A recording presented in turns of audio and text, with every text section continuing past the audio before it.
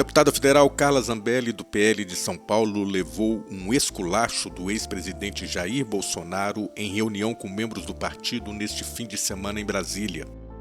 Segundo o jornalista Igor Gadelha, do site Metrópolis, Bolsonaro teria humilhado Zambelli no início da reunião, quando a deputada teria tentado se aproximar para dirigir palavras a ele.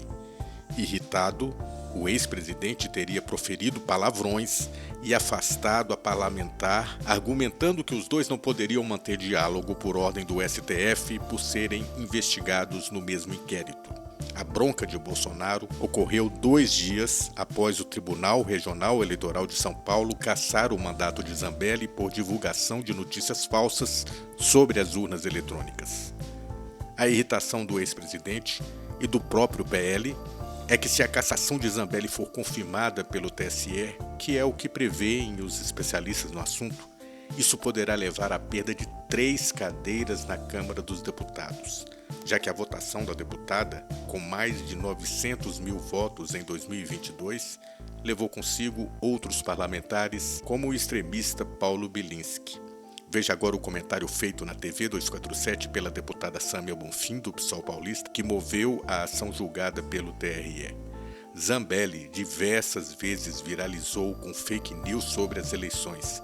Explica ela. De fato, eu movi essa ação ainda em 2022, com base numa decisão que o TSE tinha feito sobre o ex-deputado Francisquini, do Paraná, que foi condenado, teve o mandato cassado pelo mesmo motivo: disseminação de fake news, abuso de poder político e econômico que interferiam no processo eleitoral.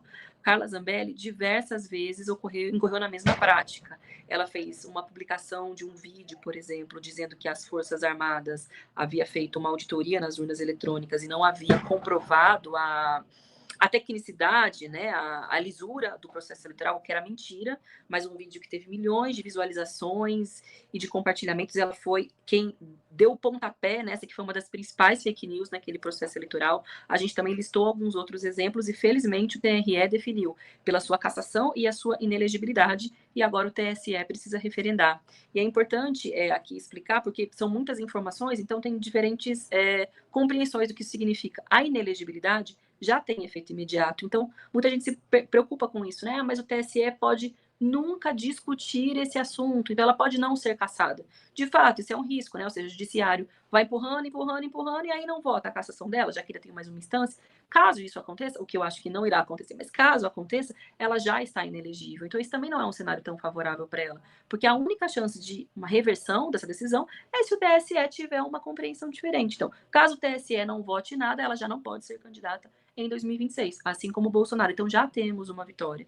E qual é a expectativa no TSE? Bem, no caso do Francisquini, votou pela cassação. Hoje tem uma composição diferente. O TSE não é a mesma daquela época. A época era o Alexandre de Moraes que presidia e tinha outros membros.